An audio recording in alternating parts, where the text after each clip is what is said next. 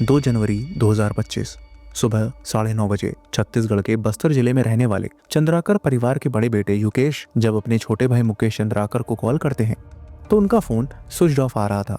वैसे तो मुकेश के फोन का स्विच ऑफ आना आम बात थी, क्योंकि वो पेशे से पत्रकार थे और अक्सर या तो रिपोर्टिंग के दौरान अपना फोन स्विच ऑफ कर लेते थे या फिर कभी कभी बस्तर के जंगलों की तरफ जाने पर उनके मोबाइल का नेटवर्क चला जाता था। वैसे भी पिछले ही दिन यानी 1 तारीख को दोनों की आपस में मुलाकात हुई थी, इसलिए उन्हें लगा कि शायद मुकेश न्यू ईयर सेलिब्रेट करने कहीं चले गए होंगे। यही वजह थी कि फोन के स्विच ऑफ आने पर युकेश ने शुरू में इतना ध्यान नहीं दिया, लेकिन आधा दिन बीत जाने पर भी जब मुकेश का न फोन ऑन हुआ और न ही वो घर लौटे तो युकेश को फिक्र होने लगी। सिंस बस्तर एक नक्सली प्रभावित जिला है, इसलिए वहां कब क्या हो जाए इसका डर हर किसी को सताता है। इसलिए युकेश सभी परिचित लोगों को फोन कर मुकेश के बारे में पता करना शुरू करते हैं। मुकेश अपने जर्नलिज्म की वजह से बस्तर का जाना पहचाना नाम थे, इसलिए युकेश को लगा कि किसी न किसी ने तो उन्हें कहीं जाते हुए तो देखा होगा, लेकिन वहां मुकेश के बारे में किसी को कोई खबर नहीं थी। शाम ढल गई थी और मुकेश अभी भी लापता थे। मामले की सीरियसनेस को देखते हुए युकेश ने शाम 8 बजे मुकेश की गुमशुदगी की रिपोर्ट दर्ज करवाई। पुलिस की टीम रवाना हुई और अलग अलग जगह पर मुकेश को ढूंढा जाने लगा। इधर युकेश ने गूगल की फाइंड माई डिवाइस सर्विस का यूज कर मुकेश की लास्ट एक्टिव लोकेशन निकाल ली। गूगल लोकेशन के हिसाब से वो 1 तारीख की रात को बीजापुर शहर के चट्टानपारा बस्ती के इस फार्म हाउस के पास में थे। देर रात को पुलिस की टीम वहां पहुंची और इस फार्म हाउस के एक एक रूम की तलाशी ली, पर मुकेश वहां भी नहीं मिले। पुलिस की टीम और जगह पर भी मुकेश की तलाश कर रही थी, लेकिन कोई सफलता हाथ नहीं लग रही थी। मुकेश को जानने वाले दोस्त यार सभी लोग रात भर उनकी खोज में लगे रहे। घड़ी की सुइयां भाग रही थी। रात गुजर गई, सवेरा भी हो गया, लेकिन मुकेश की कोई खबर नहीं मिली। युकेश के दिल में बढ़ती बेचैनी जब बेकाबू हो गई तो उन्होंने मुकेश के यूट्यूब चैनल बस्तर जंक्शन पर लाइव जाकर लोगों से मदद की अपील की। मेरे भाई ने यहाँ पर बहुत लोगों की मदद की। आप प्लीज प्लीज, मैं आप सभी से एक निवेदन कर रहा हूँ, मेरा बच्चा मेरे को चाहिए।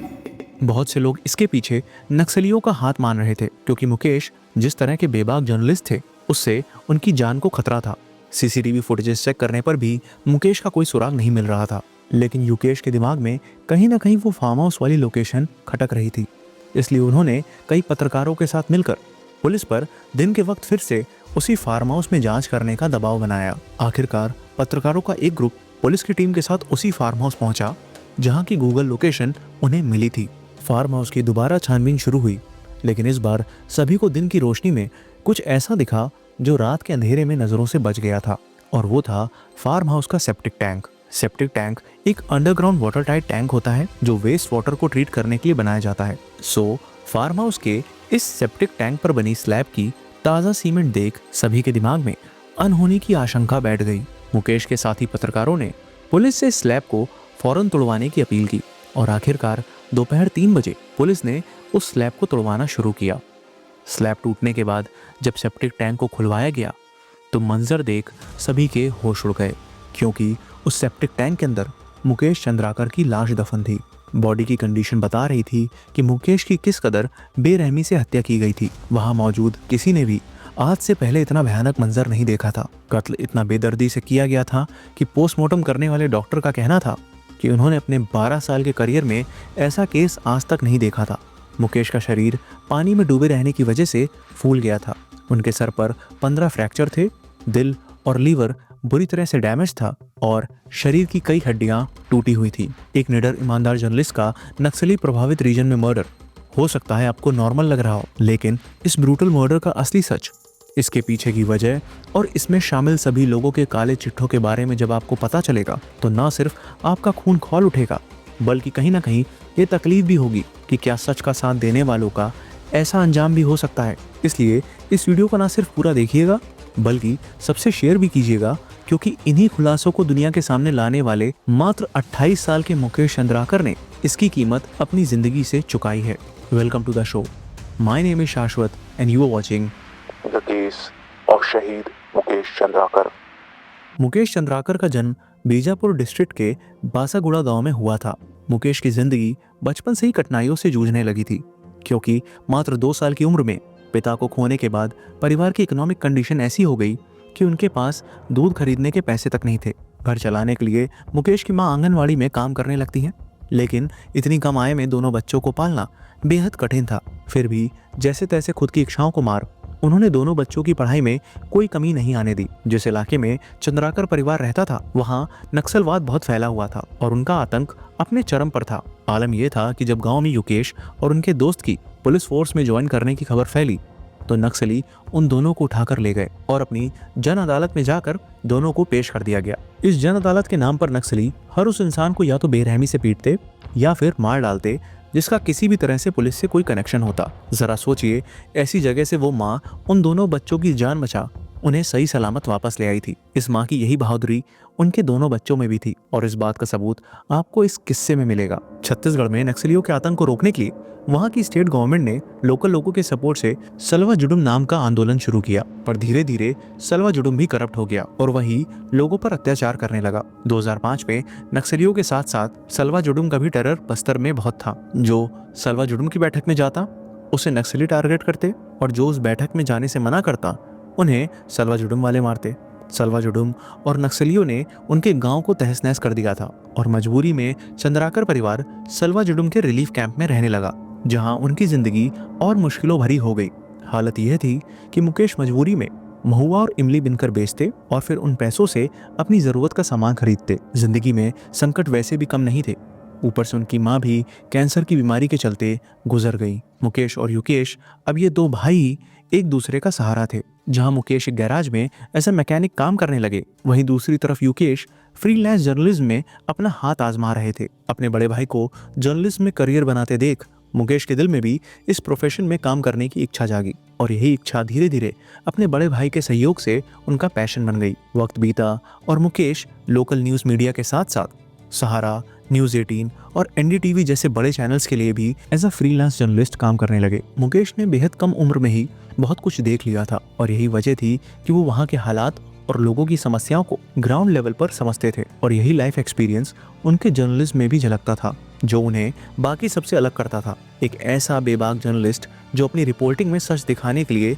हर हद तक उतरने को तैयार था। मुकेश ने सलवा जुडुम के लीडर्स को कॉन्ट्रैक्टर्स बन करप्शन करते देखा था, कम उम्र के लड़कों को बंदूक पकड़वा स्पेशल पुलिस ऑफिसर बनते देखा था। आपको यह जानकर हैरानी होगी, लेकिन बस्तर जिले के बिगड़ते हालात भी मुकेश को नहीं रोक पाते और वो सीधा नक्सल टेरिटरी में जाकर ग्राउंड रिपोर्टिंग करते। एक बार तो उन्होंने कुछ ऐसा किया जो आज तक किसी ने एक रिपोर्टर को करते नहीं देखा था। यह बात है साल 2021 की, जब नक्सलियों ने CRPF cobra commando Rakeshwar Singh Manhas को कैद कर लिया था और वो जल्द ही उन्हें जान से मारने वाले थे। आतंक ऐसा कि वहाँ की अथॉरिटीज, पुलिस, किसी की भी नक्सलियों के उस इलाके में जाने की हिम्मत नहीं थी। लेकिन वो मुकेश ही थे जो अपनी जान की फिक्र किए बिना नक्सलियों के बीच जाकर उस कमांडो की जान बचा उन्हें अपनी बाइक पर बैठा वापस लाते हैं। चाहे नक्सलियों के चंगुल से कमांडो की जिंदगी बचानी हो या फिर किडनैप्ड सब इंजीनियर को अपने पत्रकार साथियों की मदद से छुड़ाना, मुकेश के अंदर यह अटूट साहस और बहादुरी शायद उन्हें अपनी माँ से ही मिली थी।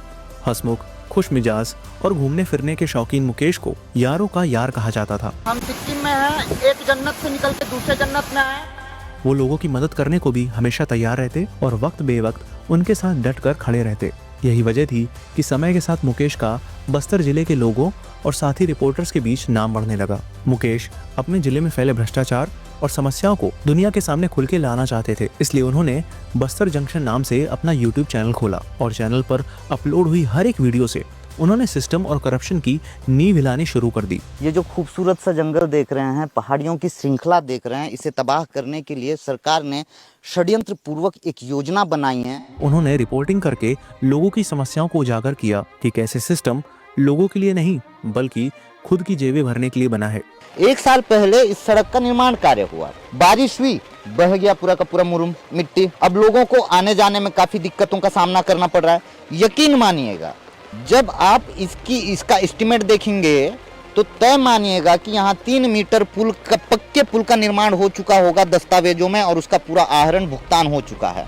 ठेकेदार के साथ सांठ-गांठ करके इंजीनियर, एसडीओ, ई तक इसमें सीधे तौर पे संलिप्त रहते हैं, शामिल रहते हैं और इस तरह के भ्रष्टाचार को अंजाम देते हैं, अपनी तिजोरी भरते हैं। मुकेश ने एक्सपोज किया कि कैसे भ्रष्टाचारी अपनी लूट में लोगों की जान से खिलवाड़ कर रहे हैं। जीएसवाई विभाग की एक और लापरवाही और भ्रष्टाचार की पराकाष्ठा देखिए, दिखाते हैं आपको। आइए, 50 लाख की लागत से पुल बनाया गया है और ये पहली ही बारिश में पुल बह चुका है। वो दिखा रहे थे कि कैसे टैक्स पेयर के पैसे का इस्तेमाल कॉन्ट्रैक्टर्स की जेब भरने के लिए किया जा रहा है। आज से करीब 20 साल पहले इस सड़क का निर्माण कार्य हुआ था और इसके साथ ही यहाँ पे एक पुल का निर्माण भी हुआ था, मगर वक्त के साथ भारी बारिश की वजह से वो पुल ढह गया करीब 2 साल पहले। और पिछले 2 सालों से ग्रामीण जो है लगातार जिम्मेदारों से गुहार लगाते रहे कि भैया इस पुल का निर्माण कार्य करवा दीजिए, क्योंकि आगे ढेर सारे गांव हैं और बहुत से लोगों के लिए यही सड़क जो है मुख्य मार्ग है। लेकिन जिम्मेदार हमेशा उदासीन रवैया अख्तियार करते रहे। इतना ही नहीं, मुकेश ने वहाँ के खस्ता हाल स्कूलों की सच्ची तस्वीर भी सबके सामने रखी। शिक्षा व्यवस्था को सुदृढ़ करने के लिए सरकारें करोड़ों रुपए फूंक रही है, मगर धरातल पे हालात बिल्कुल विपरीत हैं, खराब हैं। बच्चे इसी तरह से पार करते हैं इस हिस्से को, इतने बुरे हालात हैं। मुकेश ने दिखाया कि कैसे सरकारी योजना के पैसे से भ्रष्टाचारी अपने घर की तिजोरियों को भरने में लगे हैं। स्कूल भवनों के जतन के लिए एक योजना ही चला दी थी पूर्ववर्ती सरकार ने, लेकिन स्कूल का जतन तो नहीं हो पाया। लेकिन संबंधित ठेकेदार, सब इंजीनियर, उस विभाग के अधिकारी और कई सफेद पोश लोगों का जतन जरूर हुआ है, तिजोरियां जरूर भरी गई हैं। मुकेश निडर होकर सच को बाहर ला रहे थे और उनकी इस रिपोर्टिंग का असर भी होने लगा था। चाहे रोड हो या पुल, जहां पर प्रॉब्लम पॉइंट आउट होती वहां पर काम शुरू हो जाता। लेकिन इन सब से सिस्टम में बसे उन भ्रष्टाचारियों को नुकसान होने लगा था। इसलिए अब आए दिन मुकेश को धमकियां मिलने लगी, बट मुकेश पर इन सब धमकियों का कोई असर नहीं हुआ और वो अपने अंदाज में सच दिखाते रहे। लेकिन मुकेश को अंदाजा नहीं था कि सच की तह तक जाते जाते वो सिस्टम में बैठे एक ऐसे सांप के बिल में हाथ डालने वाले हैं जो उनके लिए काल बन जाएगा। 25 दिसंबर 2024 मुकेश छत्तीसगढ़ के एक प्रोजेक्ट में हुए घोटाले की रिपोर्ट तैयार कर रहे थे और एनडीटीवी छत्तीसगढ़ चैनल के लिए उन्होंने अपने साथी रिपोर्टर नीलेश के साथ इस प्रोजेक्ट को एक्सपोज करना शुरू किया। इस रिपोर्ट में बताया गया कि बीजापुर के गंगलूर से नीलासनार तक बन रही सड़क के निर्माण में काफी धांधली हुई है। 52 किलोमीटर लंबी बन रही सड़क का बजट पहले 56 करोड़ था, पर कॉन्ट्रैक्टर ने उसे बढ़वाकर 120 करोड़ करवा दिया। कंस्ट्रक्शन मटेरियल में इतना घोटाला किया गया था कि कुछ ही दिनों में मात्र 1 किलोमीटर की रोड में 35 गड्ढे हो गए थे। रोड अभी पूरी बनी भी नहीं थी और उखड़ना शुरू हो गई थी। क्वालिटी इतनी बदतर कि कोई चाहे तो हाथ से ही रोड को उखाड़ दे। क्या भ्रष्टाचार करने वालों पे और उनको संरक्षण देने वालों पर कोई कार्रवाई होगी? मुकेश ने इस रिपोर्ट को सिर्फ एक रिपोर्ट नहीं रहने दिया जो सरकारी दफ्तरों में धूल खाती रहे, बल्कि इसे एक मुहिम, एक आंदोलन की तरह उठाया। इस मुहिम का असर भी पड़ा और मुकेश की यह गूंज दूर तक गई, क्योंकि जैसे ही ये रिपोर्ट पब्लिक हुई वैसे ही छत्तीसगढ़ गवर्नमेंट ने एक इंक्वायरी कमेटी फॉर्म कर इस रिपोर्ट के आधार पर उस प्रोजेक्ट पर जांच बैठा दी। इस 52 किलोमीटर रोड प्रोजेक्ट का कॉन्ट्रैक्टर कोई और नहीं बल्कि सुरेश चंद्राकर था, जो मुकेश चंद्राकर का चचेरा भाई था। पुलिस अधिकारी के घर का रसोइया जो 10वीं पास भी नहीं था, वो जुगाड़ पानी से कॉन्ट्रैक्टर बनने के बाद आज करोड़ों के घोटाले कर रहा था। और ऐसे ही घोटाले कर उसने 2021 में सिर्फ अपनी शादी में ही 10 करोड़ से भी ज्यादा रुपए खर्च किए थे। शादी इतने ग्रैंड लेवल पर की गई जिसमें बड़े बड़े सेलेब्स को बुलाया गया। विदाई BMW और हेलीकॉप्टर से कराई गई। बीजापुर जैसे इलाके में जहां बहुत से लोगों के पास 2 वक्त के खाने के पैसे नहीं होते, वहां सुरेश ने शादी में करोड़ों रुपए उड़ाए थे और उसकी शादी बीजापुर की सुर्खियों में छा गई थी। सुरेश चंद्राकर के अच्छे पॉलिटिकल कनेक्शन थे और इन्हीं की साठगांठ से वो टेंडर हासिल कर करोड़ों का घोटाला करता। पर मुकेश की तैयार की गई रिपोर्ट जब NDTV MP छत्तीसगढ़ में पब्लिक की गई, तब सुरेश का रोड बनाने का घोटाला सबकी नजरों में आ गया। बात यहाँ 121 करोड़ की थी। एंड सिंस मुकेश चचेरा भाई था, इसलिए सुरेश का सबसे ज्यादा खून उसी पर खौल रहा था।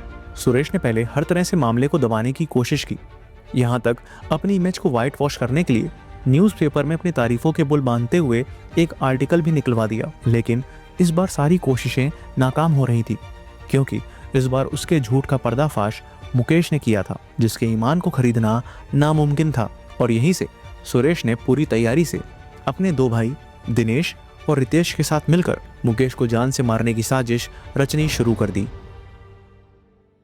31 दिसंबर 2024 को नए साल का जश्न मनाने के बहाने रितेश ने मुकेश को फार्म हाउस पर बुलाया, लेकिन मुकेश काम में बिजी होने के चलते उस दिन नहीं जा पाया। इसलिए अगले दिन यानी 1 जनवरी 2025 को रितेश ने कॉल कर मुकेश को फिर से खाने के बहाने उसी फार्म हाउस पर बुलाया। देर रात जब मुकेश सुरेश के फार्म हाउस पर पहुंचा तो वहां रितेश और फार्म हाउस का सुपरवाइजर महेंद्र राम टेके मौजूद था। मुकेश को भनक भी नहीं थी कि अगले पल उसके साथ क्या होने वाला था, क्योंकि बात करते करते अचानक से दोनों ने लोहे की रॉड से मुकेश पर हमला बोल दिया।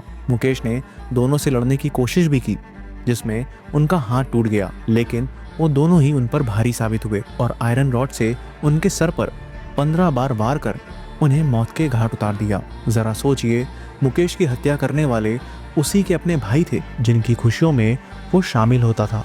ये सब प्री प्लान था, इसलिए मौके पर सुरेश वहां पर नहीं था, लेकिन सब कुछ उसी के इशारे पर हो रहा था। हत्या करने के बाद सुरेश का दूसरा भाई दिनेश चंद्राकर वहां आया और मुकेश की लाश को वहां बने सेप्टिक टैंक में डलवा दिया। लाश को ठिकाने लगाने के बाद वो तीनों सुरेश के पास जगदलपुर पहुंचे, जहां सुरेश ने दिनेश से कहा कि वो वापस फार्म हाउस में जाकर सेप्टिक टैंक पर सीमेंट से स्लैब की ढलाई करवा दे, ताकि न बदबू बाहर आ पाए और न ही किसी को उसकी लाश का पता चल पाए। इसलिए 2 तारीख को अगली सुबह दिनेश वापस जाकर सेप्टिक टैंक पर सीमेंट से स्लैब की ढलाई करवा देता है। सुरेश जानता था कि मुकेश के गायब हो जाने के बाद पुलिस उसे जरूर ढूंढेगी और वो शक के घेरे में भी आ जाएगा, इसलिए वो बड़ी प्लानिंग से अपनी थार की नंबर प्लेट चेंज करवा रितेश को दिल्ली निकल जाने के लिए रायपुर भेज देता है। क्योंकि रितेश अक्सर दिल्ली जाता रहता था, तो किसी को यह नहीं लगेगा कि वो भागकर दिल्ली गया है। दिनेश और सुपरवाइजर महेंद्र राम टेके वहीं बीजापुर में ही रुकते हैं और सुरेश बड़ी चालाकी से